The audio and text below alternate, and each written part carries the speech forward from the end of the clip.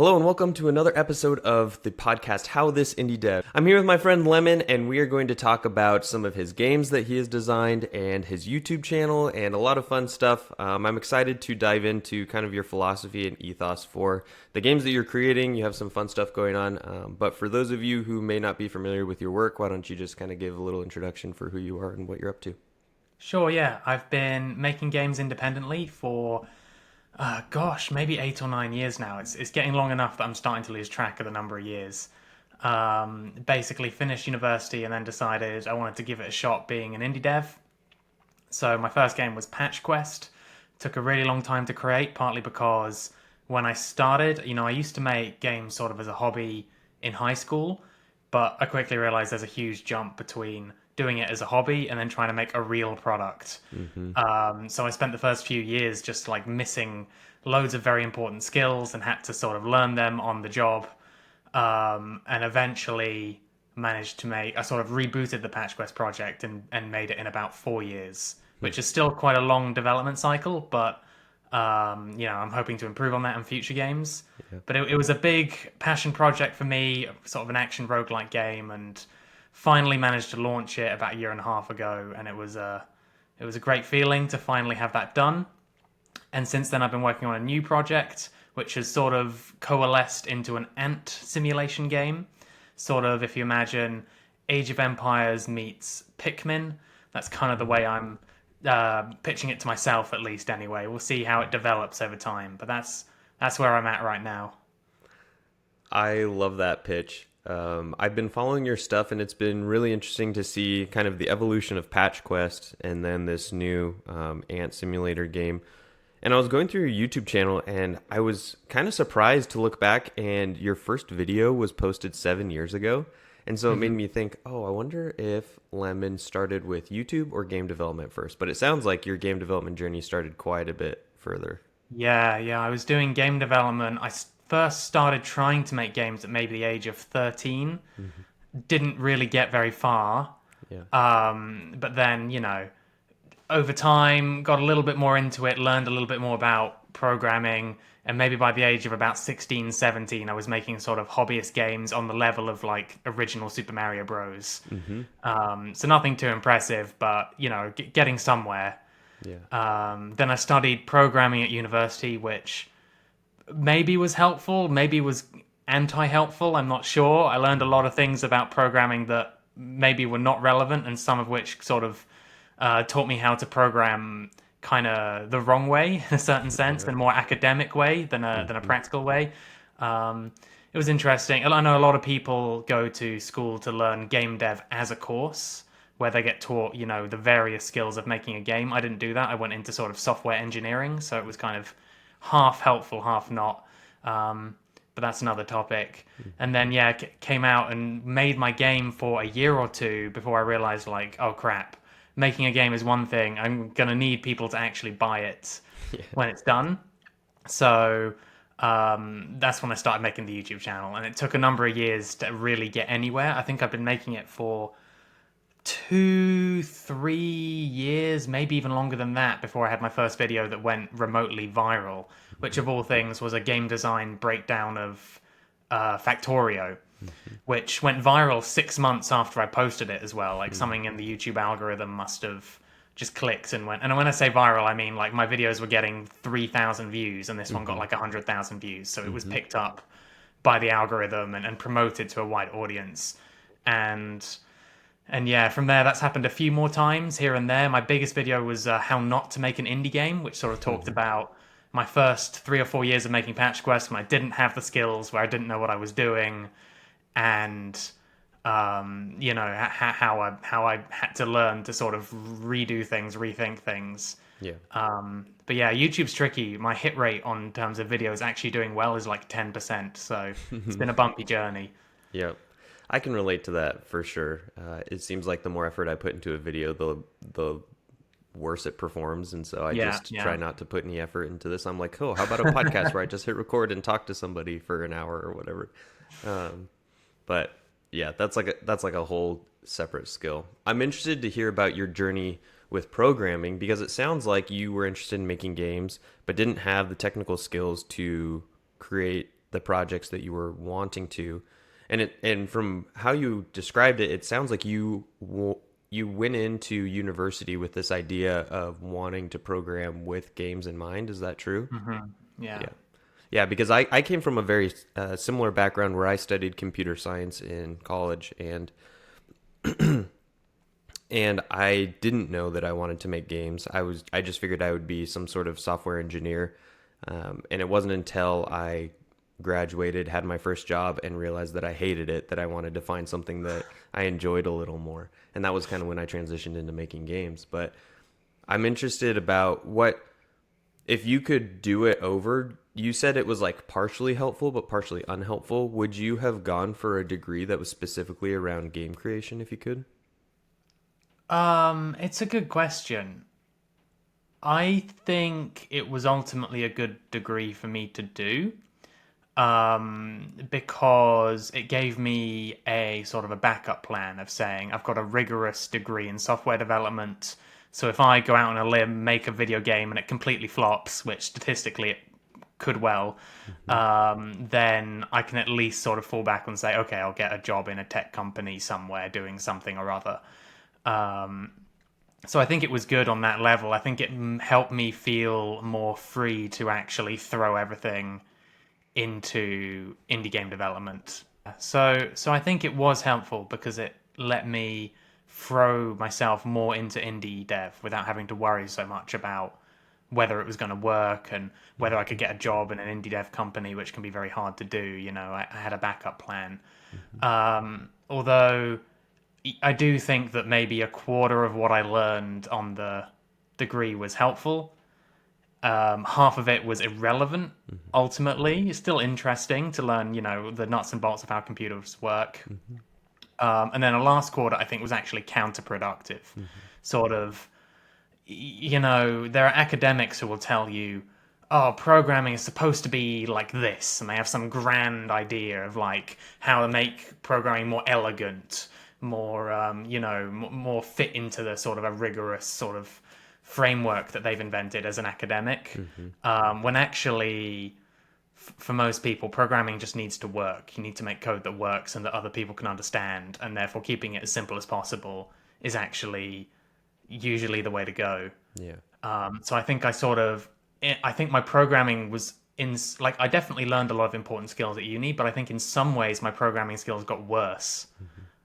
after I left, and I had to spend like a year sort of unlearning habits and sort of learning the simple way to do things. Um, but I did also learn a lot, so I think it was good that I did a degree in programming. But I think you could make a case either way for like should you do software engineering, should you do a game dev course? I think there's pros and cons to both of those. Yeah, I have a theory where I think that programmers make the worst game devs because they have this sort of perfectionistic mindset where they have to have they treat the code base as its own sort of art instead of Hmm. just the actual game. And so I think that you can spend so much time organizing and making like really clean, good, like robust code. But ultimately, that prolongs your work on the actual gameplay, art, all of that stuff. I had Yeah. a manager in at the last game studio that I worked for, and he made a comment once that said he said every game that I've ever shipped has felt like it was just kept together by sticky tape and like popsicle sticks. And I thought that was so interesting because he had been in the industry for so many years. He's shipped tons of games. And I just, yeah, so I don't know. I think that that resonates with me as like, I can't be too much of a perfectionist um, and like focus on the code too much. Absolutely. I think that's definitely true. And as much as I tried to keep the code base for Patch Quest tidy, and I did try and I did put a lot of effort into tidying it up over the years. But still, I think there came a point where I was maybe a year away from final release, and I was like, at this point, gosh, it really doesn't matter if it looks good or if it makes sense. It Hmm. just has to be held together with sticky tape. Yeah, Uh, you know, like you said. totally. So I think it's a difficult balance because technical debt is a real thing Yep. where you've done things quickly and now doing more things is harder because your code base is hard to understand. Like, I guess my philosophy that I've kind of settled on over time is wait until you don't understand something to improve the code base. Mm-hmm. Right? Wait, like, ask yourself, can I implement this a simple way? If I can, just do it. Just get it done today. If you look at it and you're like, oh man, how do I actually do that? How does this code work? I know I wrote it like 3 months ago, but I don't understand it. It doesn't make sense to me anymore. I can't remember, or it was a quick and dirty job and it's not expandable in the right way. That's when you say, okay, I'll take the time to redo this feature and do it properly and cleanly, Mm-hmm. knowing in advance why I'm doing this, what extra feature I'm trying to add. So it's not just an abstract exercise, it's got a purpose, which is to slot your new feature into it.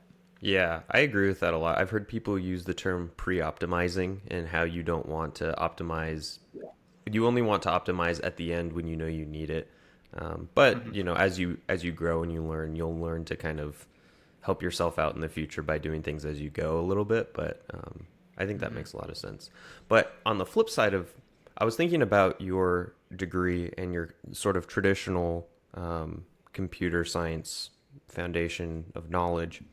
And I was watching one of your recent devlogs for your Anthill Village game, and you Mm-hmm. were doing some very complex math algorithms with like I forgot what the term is, like swarms, and how you do pathfinding for that. Mm-hmm. And that seems like a subject that somebody who is maybe self-taught for gameplay programming would have a hard time grasping or implementing. So, do you think like that video almost gave me like Sebastian Legg vibes, where I don't know if you Mm-hmm. follow him, but he kind of does a deep Yeah, I dive do. into these really robust simulation algorithms. And so, do you think like for things like that, your traditional education has helped? Yes, I do. Although to be fair, I still found implementing that very tricky, Yeah. even with my background. But it definitely helped. Well, first of all, I think it helped give me a confidence that I've programmed more obtuse and convoluted things for my degree, so Yeah. I can figure it out if I just sit down and work on it. Whereas I think some people might just get scared away from the idea of doing something deeply technical. Mm-hmm. But I do think also there's an element of practice of having solved similar problems, at least in part. So there's a toolkit that I have from the degree, even just things like understanding complexity theory to a basic level, which is sort of the analysis of how efficient a program is. Mm-hmm. It's something most people don't know much about. The basics, very easy to understand. The details, incredibly complicated. It gets into like calculus and all sorts of crazy stuff. Mm-hmm. But it allows you to say, okay, if I write the program like this, it's going to be super slow. If I write it like this, it's actually going to be efficient. It will run fast. And that's a kind of a theoretical framework that I think was very beneficial Mm-hmm. in my degree. So I would not say that it was useless. I just think it was a mixed bag. Yeah.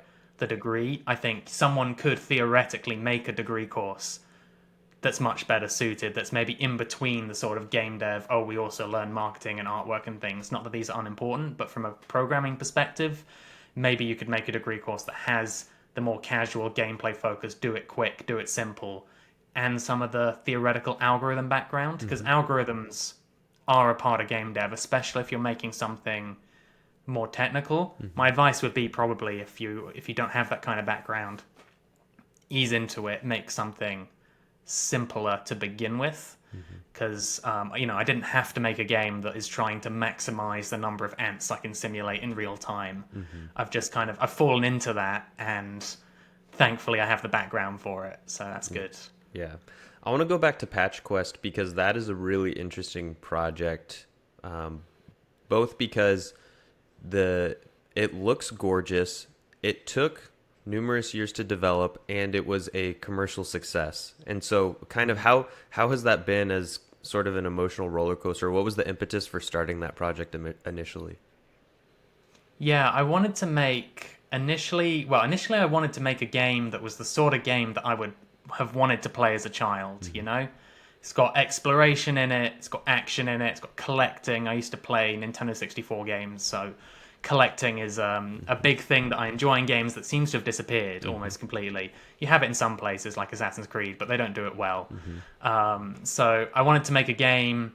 I think the other influence I had was that when I started the project, it's kind of hard to imagine this now, but there were not very many roguelike games. In fact, I remember when I was in high school, I think 16, 17 years old, sort of thinking about university, Spelunky had just come out and The Binding of Isaac was coming out. Mm-hmm.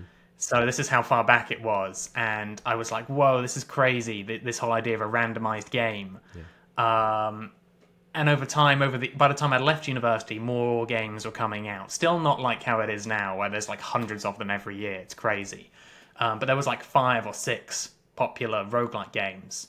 And the thing that I wanted to do differently was I wanted a game where it didn't reset all of your state every time. Mm-hmm. Because most roguelike games back then were very much all or nothing. You start again, and maybe you keep a few tiny things. Like in Spelunky, there are shortcuts to the later worlds, but for the most part, that's it, starting from scratch.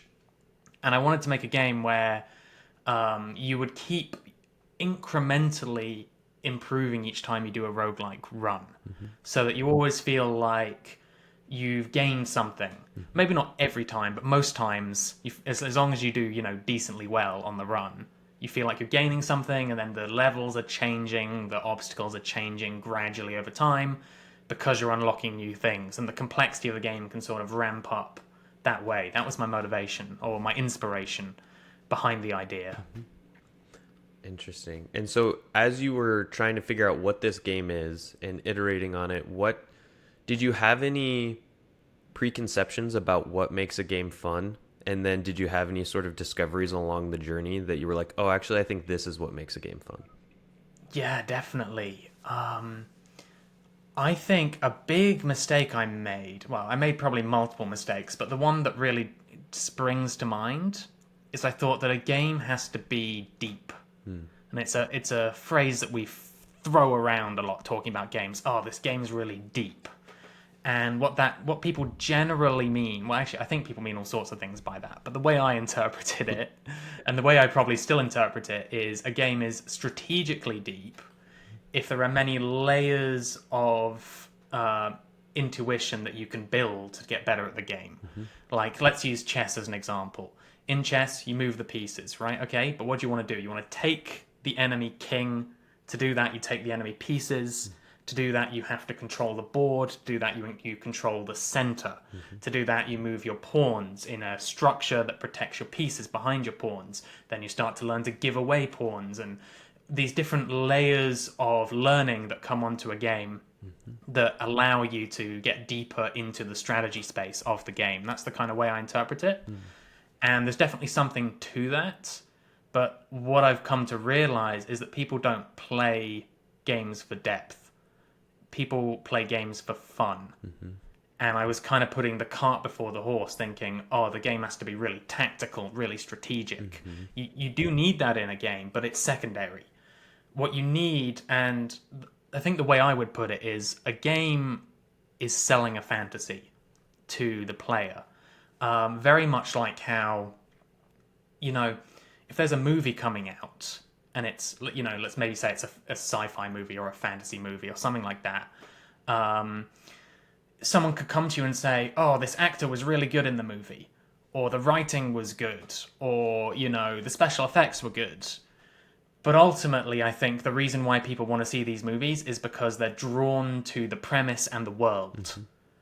Like you can sort of, if I said, explain The Matrix, you wouldn't say, oh, it's like a well-written movie by this director starring this person. You'd say like, oh, people are like trapped in a computer simulation and they have to escape.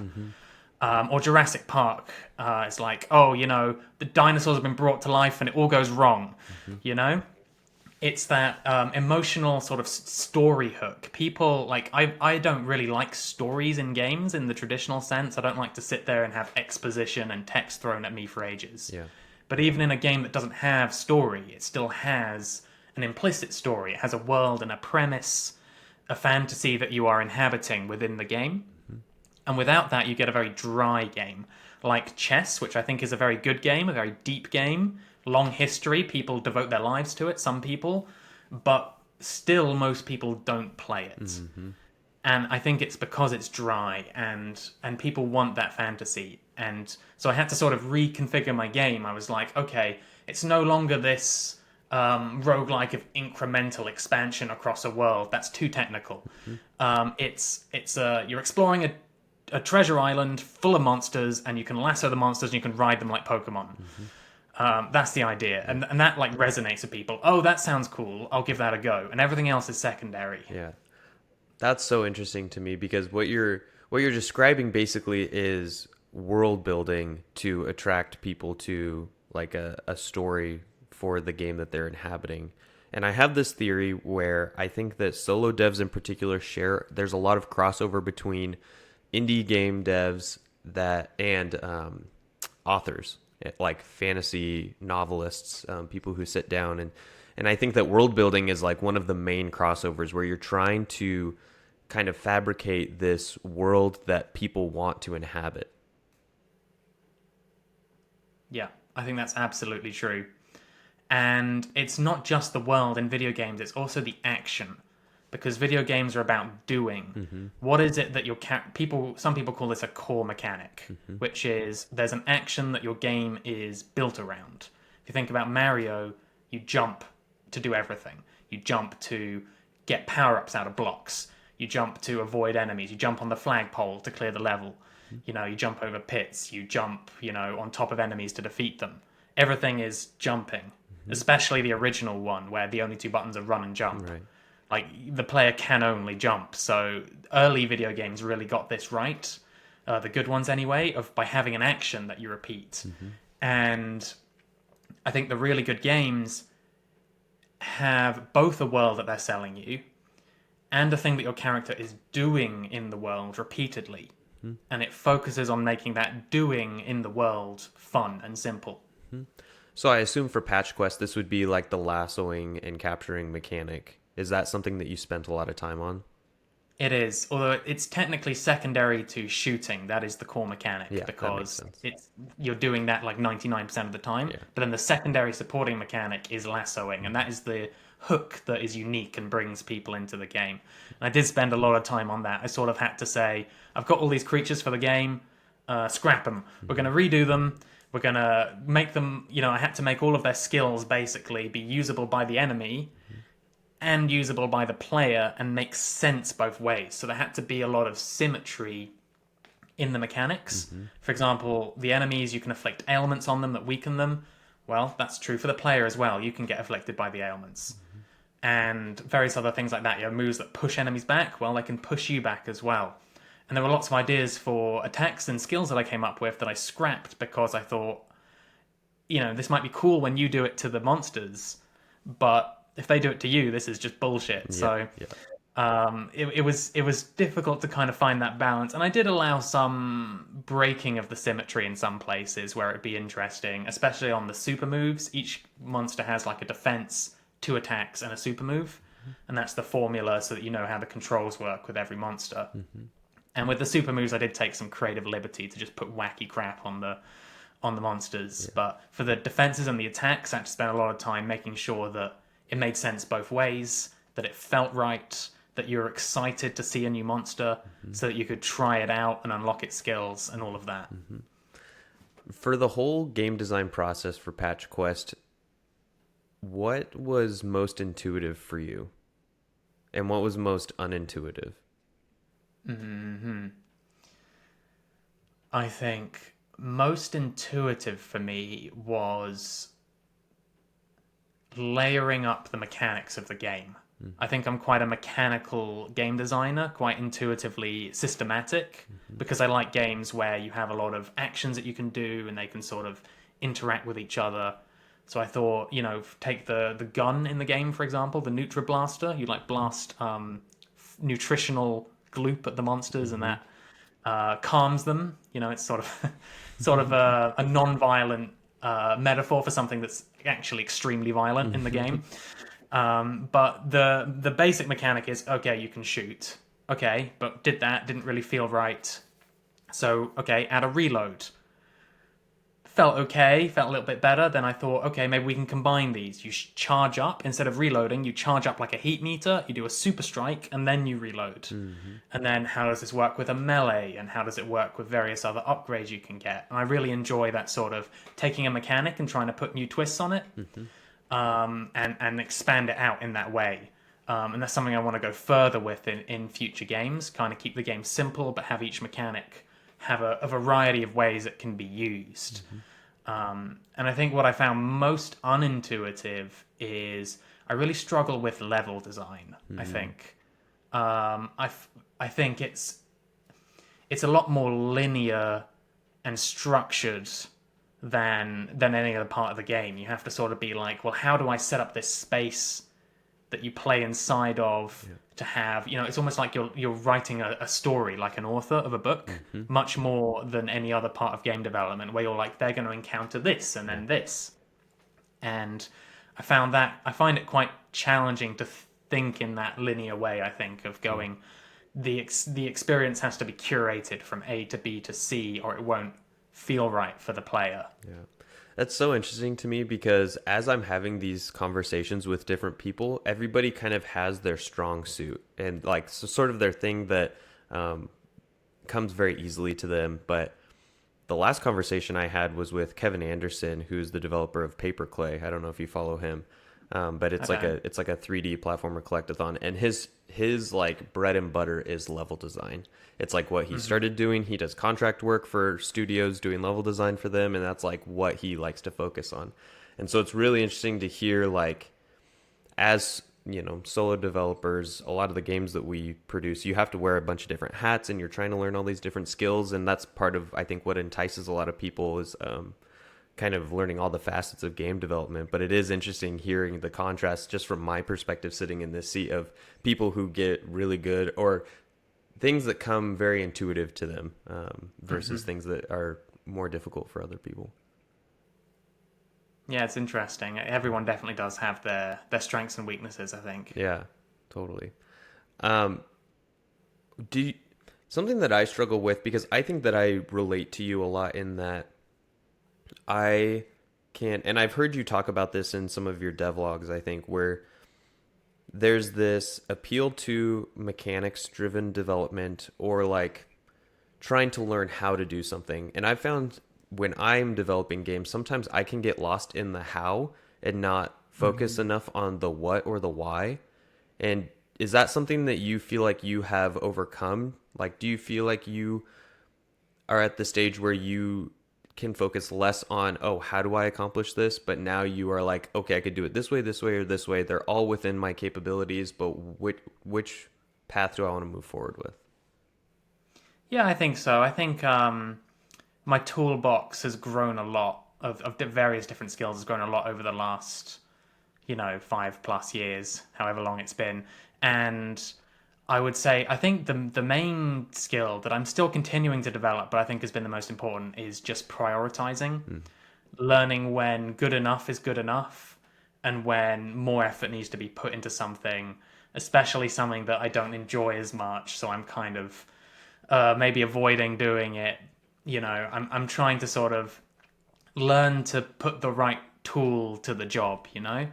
And I think it is something. The more you do game development, the more second nature these various sub disciplines become, and the better you get at combining them in creative ways, rather than having to worry about, you know, gosh, how do I even do this? mhm. How do I even get started on this task? Yeah. Do you ever? So what was the total timeline for Patch Quest? It was 3 years, 3.5 years maybe, Hmm. of trying to build a game, sort of getting somewhere, and Hmm. then ultimately deciding it's got to be scrapped. Hmm. And then let's see, I think I did made that decision on like a New Year's Eve or New Year's Mm. Day one year. Fresh start. So from there, it was like another 3.5 years or so to to launching it, Hmm. to having the game out. So it was kind of split in half.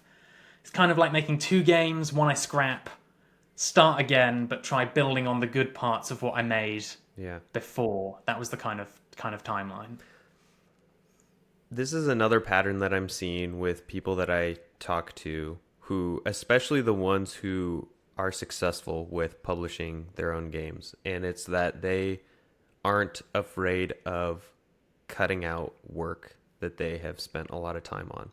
And that is Hmm. so hard for me because as somebody who is like self-employed and like trying to like keep all of my deadlines and keep things moving, I want to finish projects and like I don't want to I'm very adamant that I don't want to be the type of person that jumps around from project to project without ever completing anything.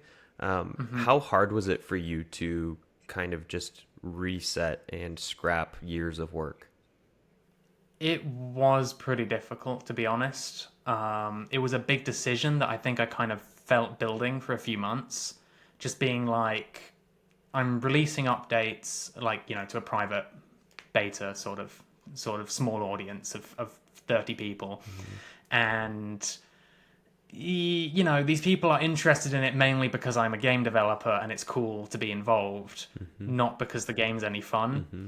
And it's like, maybe if I do this, it'll be fun. Maybe if I do that, it'll be fun. Mm-hmm. And I was kind of working backwards from a design that I'd sort of fabricated in my mind from scratch, then being like, how do I make this fun? And sort of realized I was going about it the wrong way and I had to try again and do the opposite. Try and find something fun and expand outwards Mm-hmm. into a game.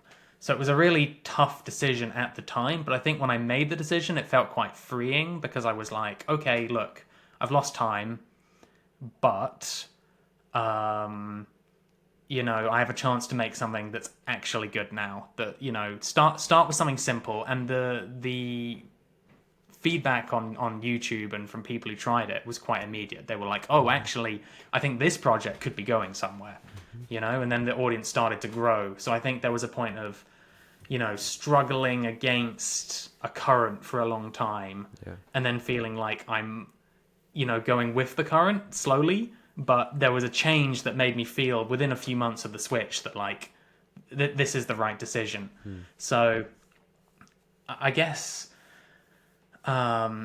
it's never easy to sort of to pivot like that, and I would probably recommend try and do it sooner than Yeah. 3 years into a project. It's best to pivot early, Yeah. multiple times, Mm-hmm. and from there figure out what direction you want to go in, rather than what I did, Mm-hmm. which was overinvest in one direction and pivot. But it was still the right decision to pivot. Mm-hmm. Definitely. Mm-hmm. There's two avenues that I want to go down. I'm trying to figure out which one I want to do. Um, let's. I want to talk about specifically marketing for Patch Quest because you kind of go on this journey of designing a really good game. You kind of hone in the design, the mechanics. You start building something that is gaining attraction and attention, and something that you feel is fun, and you see the potential in it.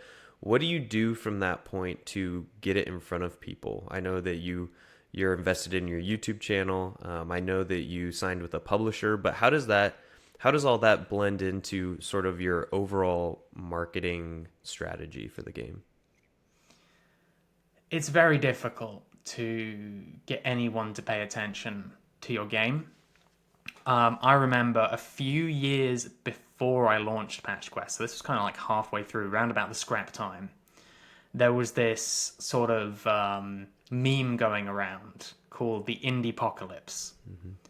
And people were saying, look at this chart, look at the Steam chart. Basically, what had happened was it used to be that to get on Steam and to release a game, you had to get on Steam, or you had to get Xbox or PlayStation to pick you up, which happened to like 5 games. Mm-hmm. And to get on Steam, you had to go through the green light process, where you have to get loads of people to vote for you, and then it was at Steam's discretion whether they actually let you through. Yeah. No matter how many votes you have, they would just decide yes or no. Mm. Often leave games in limbo for years. Terrible system. Mm-hmm. And so what they did was they changed that, and they said, "Listen, pay us $100. We'll just put you on Steam." And that changed everything. That meant that actually now you really can be an indie dev. You don't have to be gambling with like whether you can even release a game Yeah. in order to be an indie dev. And I think a lot of people saw that, and I think this was also after mobile had started to take off. So people were doing it in the mobile space, and Steam was like, "Let's get on board with this." And so at that point, people were like, let's do it, let's jump in.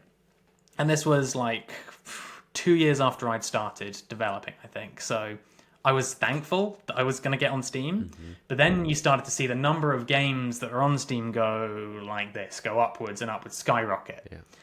And that hasn't slowed down very much. I think it maybe has started to trail off, but it was exponential growth for many, many years, going from like 10 games get onto Steam to like 10,000 games get onto Steam in a year.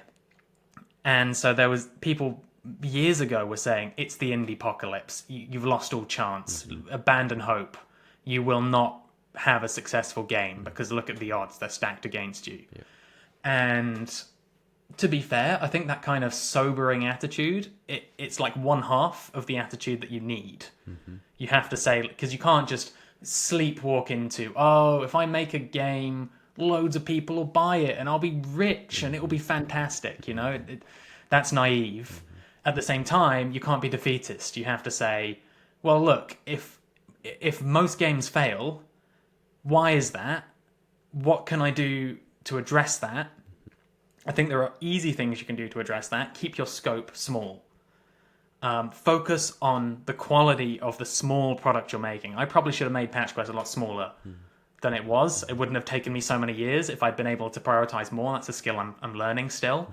But make your game small, focus on the quality, get it out in front of people, have a Discord server, have a YouTube channel. In fairness, both of those things are also becoming oversaturated nowadays. But maybe you can still do it, find a unique angle, something that sets your game apart, that no one else is quite doing, and make a catchy YouTube video. Hey, maybe TikTok, maybe something else. Maybe there's something new that's just been invented and no one have heard about it yet. And it's going to be the biggest thing in 2 years. And if you can ride that wave, be creative. I mean, it is tough, but I think also you have to, like why are you even making games in the first place? I think for most people it's a passion project. And I think you have to say, like, if I'm going to do it, I'm going to give it my best shot. I'm going to try and be methodical, figure out a way to succeed, and put as many things in my favor as I can. And I've forgotten what the original question was now, but Yeah, no, just like this is all great. Just sort of the marketing strategy that you implemented with Patch Quest. What did you? It sounds like you use the term riding the next wave. Do you think that in general, game marketing is about finding what's the next wave and trying to ride that from project to project? Or do you think there is something that maybe it's not like a silver bullet, but something that should be like a solid pillar as part of your marketing strategy for anybody? I don't know. What are your thoughts on that? absolutely, yeah. I think two strong pillars are Discord. You need a Discord community. It's essential because that's where your biggest supporters will be, and they will look at your game, they will test your game. And you need YouTube. You need to be putting video out about your game well in advance. And my sort of attitude was from early on, like, I'm just going to put this in front of the faces of as many people as I can, as frequently as I can for any platform. I started off writing game design articles, even though I knew nothing about game design at the time. I was like, hey, let's give this a try. I've seen people do this, so I'm going to give it a try. Some of them got, moderate traction on Reddit. Most of them didn't. Tried other things as well, eventually settled on making devlog videos. And even then, it was like 10 devlog videos before I made one that really started to do well. So there's a certain amount of perseverance. And I definitely think creativity, like, yes, make a YouTube video, make a Discord channel. Yes, do what you can to promote your game in like the traditional ways, but also just be creative. Follow, like, if you see an opportunity, take it, And I think also, getting a publisher, I think helped with the visibility of the game, but not that much, really. I think what the publisher really added value on was getting the game translated, getting it professionally bug tested, getting it, released, and looking out for deals. Patch Quest is actually going to be coming to mobile soon. Nice. It's going to be part of Crunchyroll Game Vault. Oh, that's awesome. And that was a deal that my publisher managed to sort out. I wouldn't have been able to do that myself. So, let me try and summarize. Getting a publisher is a good idea, especially if you're a small team, because you can't do everything yourself. You have limited time. YouTube channel, Discord server, very important. Try and put yourself out there as much as you can. Big up your game as much as you can to as many people as possible. Get people to test your game, get people to play your game. I had an open development policy where I was giving away Patch Quest for free completely until about 6 months before the Steam launch. Wow. In fact, I think it might have even been more like 3 months before the Steam launch. Wow. And people ask me like, "Hey, because I've played the Discord for so many years, will I get it for free?"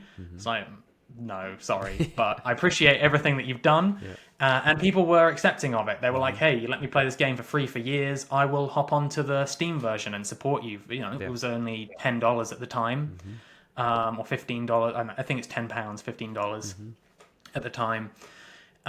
So getting people to play, like, if you can't get people to play your game, you're failing at the first hurdle. You have to make something that people want to play, and if you have to bully people or twist people's arms into playing your game, then something's wrong. Whereas if people want to play your game, something's right, and you're actually moving in a positive trajectory. So getting a Discord server where you have people who want to play your game and who are excited for updates, if you can get that first step right, I think things follow from there. So that wasn't really a summary, but No, that's a lot of gold nuggets in there. And I think it's really interesting talking about your community management, and also like one of the major perks that you listed with working with a publisher is professional QA testing. Did you find that there, because I always think about if you have a solid community of a lot of people that are playing the game, that might be an adequate substitute for playtesting. Did you find that there was a lot of bugs or things that needed your attention that you were surprised that the publisher found? yeah, they found about 150 bugs after the game had Whoa, been thoroughly beta tested that's by the, and people wild. used to tell me like your game's like pretty bug free. It wasn't. Huh. And some of them were just things that, like, I think it doesn't help that Patch Quest is a very expansive game with all these layers of content that build up, and Yeah. I'm always changing them. Yeah. So bugs would creep in content that I previously had people test. Yeah. You know, you go back and be like, "Oh, this isn't working the way it was before." But then also they would test a lot of obscure things, things that people wouldn't normally try, like tabbing out at certain points in the game, and what if I plug in my, take out my controller and plug it in a different USB port, and do all this other stuff. And then there was also just best practices that I hadn't considered, stuff like, what happens if you open the Steam visor? Should the game pause? Oh, yeah. And they had a bunch of other things like that as well that were more sort of quality suggestions rather than literal bugs. Yeah. But yeah, they found all sorts of things. Really, they found all sorts of things, and so I think that it does depend on the size of your game. A lot of indie games are simpler and less expansive than Patch Quest, and I would encourage people to make games that are simpler than Patch Quest, to finish them more quickly, to make more games in their career. I think that's a better business strategy, and that's what I'm trying to pivot towards. And I think a lot of people maybe actually could go without professional QA testing if you have robust Discord testing. Yeah. You just got to be careful about the obscure things that I was just mentioning. Yeah. Like weird hardware configuration stuff and all sorts of other things like that. Yeah. But for me, it was very beneficial to have QA testing. Yeah. That's awesome. How are you doing on time? Do you have a... I can talk for a bit longer. Okay, cool. I have a couple of things that I want to move on to Anthill Village a little bit, but I also am curious about your experience with working with a publisher and because this is different for everybody, like what their needs are for their project. So what was your criteria when looking for a publisher? Were you looking for a publisher? Were you approached? What did that conversation look like? And do you anticipate that you will be looking for a publisher for your next game? Yeah, I basically launched the game in early access thinking I can do this myself. I have a YouTube channel, made some money, but to put it in perspective, made like 1 year's money on like 6 years' work. Yeah. So it was like, okay, this is actually not sustainable. Yeah. Bit of a wake up call. And then I started looking for publishers. And actually, most publishers said, look, we don't touch early access games. so we're not going to publish your game. And that was a little bit stressful as well, being like, oh, have I like shot myself in the foot Mm-hmm. by launching the game like this? Then I did find a few publishers that were interested, and ultimately managed to get a good deal with Curve Games, who is one of the UK's biggest publishing houses. Mm-hmm. And they were a good team. They did well for the game, and we had a good relationship all the way through. So I would recommend them to other devs. I would just say, yeah, I think I really wanted a publisher to wave a magic wand and make the game sell a huge number of Yeah. copies. And there were things that they could do to expand visibility. Take the game to trade shows, get or conventions, and get reviews of the game, and put some money into people's hands to play the game. Mm-hmm. Do things like that. But ultimately, you can't force a game to sell, right? And publishers try to do what they can, but you shouldn't think that if I just get a publisher, things will work out fine. Yeah. I mean, to be fair, a lot of publishing deals give you money up front in exchange for them giving the upside on the back end. Mm-hmm. So you're sort of trading away your future. Like, if it goes crazy, you end up losing a lot of money. Mm-hmm. And if it does very badly, you end up gaining money. That's Yeah. kind of the bargain you make with a publisher. Right. And I do think it's a good bargain to make for first-time devs who are unsure of themselves and have never launched a project before. And I will be looking for a publisher for my next game as well. And so yeah, I think it is beneficial, and I would encourage people to get a publisher. Just be realistic that like it's still on you to make a game and promote a game and make something that people actually want. Yeah. And the publisher gives support. Yeah. Yeah, I've heard that sentiment shared numerous times with devs where some people have the mistaken notion that getting a publisher is kind of like you kind of treat them as like a boss or like a mom or dad, they kind of like shelter you, and then they are like, okay, I'll take care of everything. But it's really not like that. It's more like a partnership where it's like, Yeah. okay, I still have a tremendous amount of work that I'm responsible for, and they're going to help me, but they're not going to be taking on like the bulk of the work. Absolutely. Yeah. Cool. Okay, I want to transition to Anthill Village because this is a very interesting game. Is this an idea that you had already written down or on the back burner as you were developing Patch Quest, or how did you come up with this? Did you have multiple ideas that you were looking into before you decided to dedicate your time to develop this fully, or what did that look like? It's funny, actually. I was trying to make something completely different. And I thought to myself, look, I've spent too long making Patch Quest. I got to make games quicker. Maybe even for this next project, let's just bang out something super quick. There are a lot of like small puzzle games I like on Steam, and I was like, hey, maybe I can make a game like that that's like puzzly, simple, sell it cheap.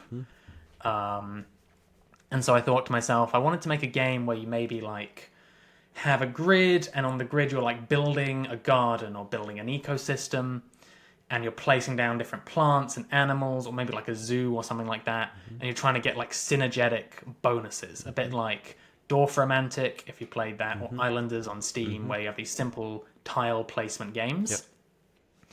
And I spent about 6 months on that, and nothing I made really gelled. Like, I realized actually these games are extremely difficult to design because they're so minimalist. And I needed to pivot. I needed to think about, maybe this is not my strength, making these sort of super abstract games. Maybe I can do something that's a little bit more juicy and fun and like just what I'm into.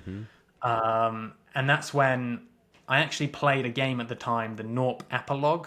Probably you've never heard of it. No.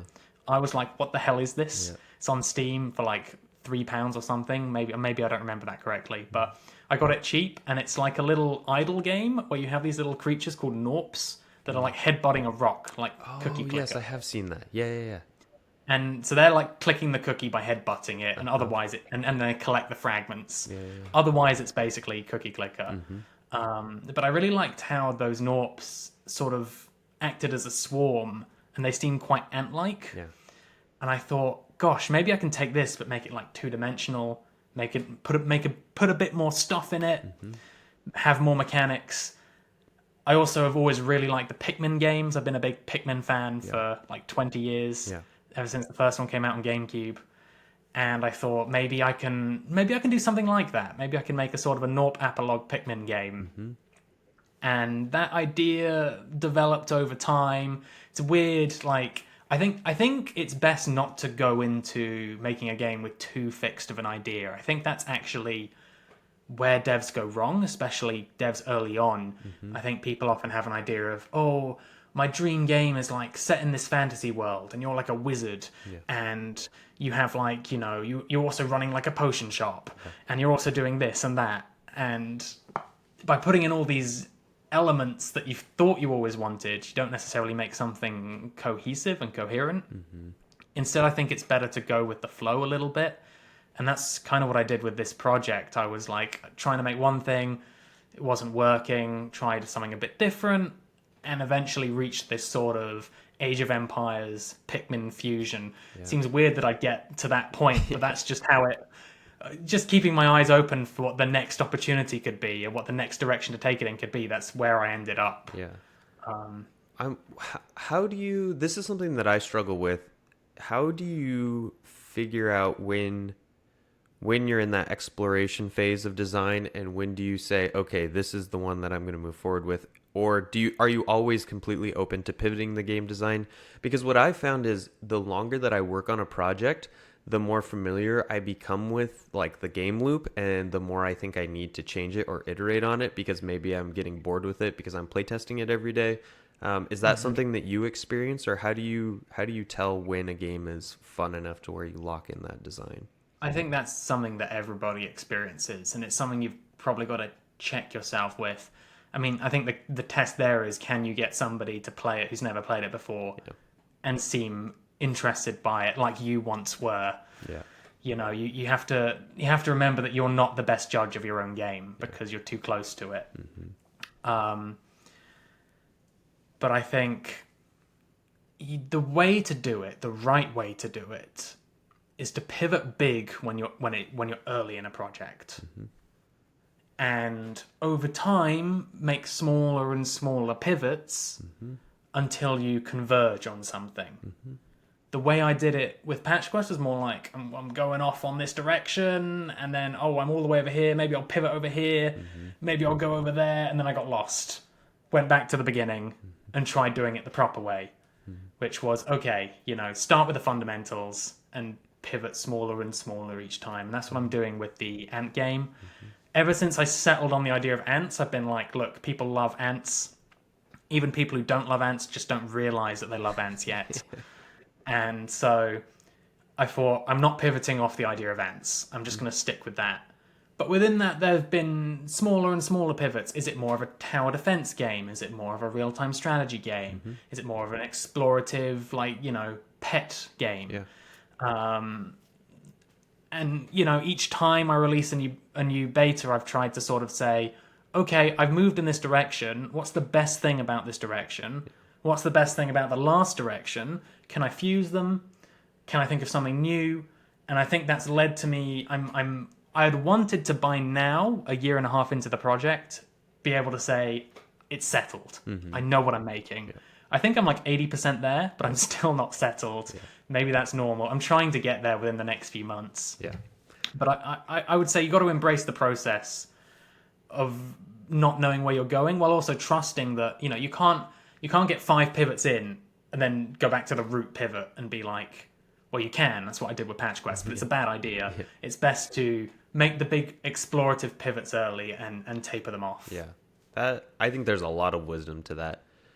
Did you have a rough or rigid timeline for when you wanted to finish this ant game? Do you have in your head where you want that convergence point to be?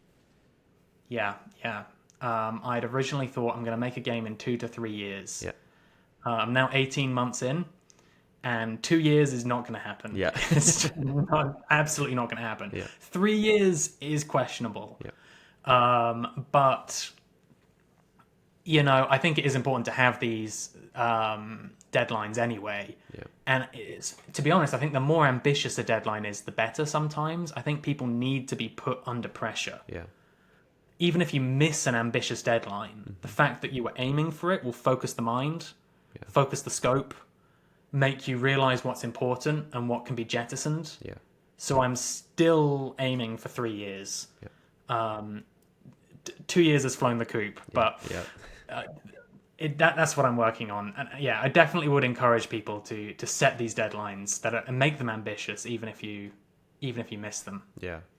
Yeah. I found that to be true for me as well. Even when I'm just trying to plan out my week, if I just put as much tasks into this week as I can, even if I only complete 50% of it, it's more than I would if I were trying to be like a reasonable amount of planning ahead. So I think that makes a lot of That's a sense. really good tip. Yeah. Yeah. Um, I think that's all of the topics that I had written down that I wanted to cover. Is there anything else that you wanted to go over before we wrap things up? Um, what are you working on these days? Man, that is the question. I've launched two games across all major platforms, and that was a couch co-op tanks arcade shooter game, and then like a chill island generation builder game called Bridges and Docks, and that was supposed to be the platform for my next game, which was going to focus on like war tactics and positioning of troops in like an island environment. Um, but before I did that, I tried prototyping a few different ideas, made some YouTube videos about them, saw what the reception was. My original idea was the one that got the most attention, so I'm like, okay, gonna move forward with that. I'm still currently working on it, but I am juggling a few different things.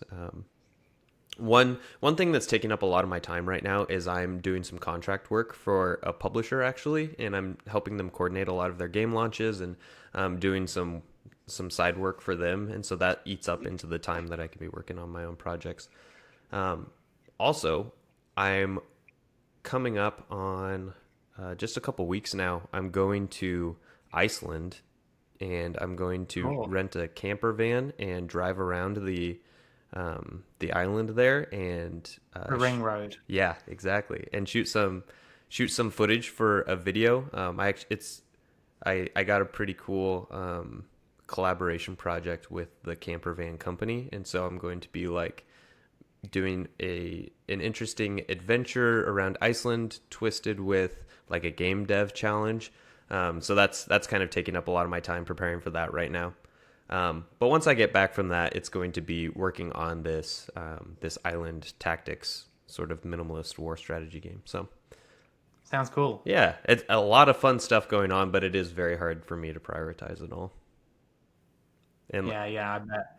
I've been trying to schedule more of these kinds of conversations with interesting people because my YouTube channel has kind of fallen by the wayside with all of the other stuff that I'm trying to do.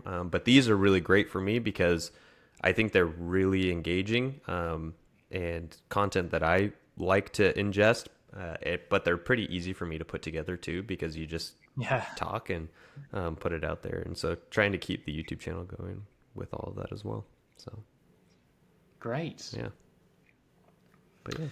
All right, shall we wrap up here then? Let's do it.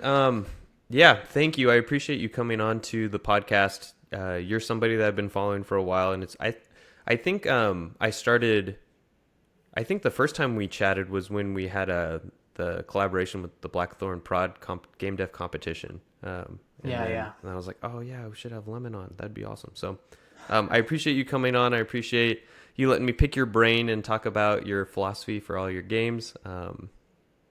I will provide a link to your YouTube channel Right. and your both your Steam games so that they can wishlist your Ant game and buy Patch Quest. Is there anything else that you would want to link so that people can follow what you're doing? Yeah, link the Discord as well. Yeah, I'll link the Discord too. Cool. Go and join That'll the be community. fine. Awesome. Well, I appreciate it, and maybe we can do this again in the future. Yeah, yeah, sure, definitely. Awesome. All right, take care. See ya.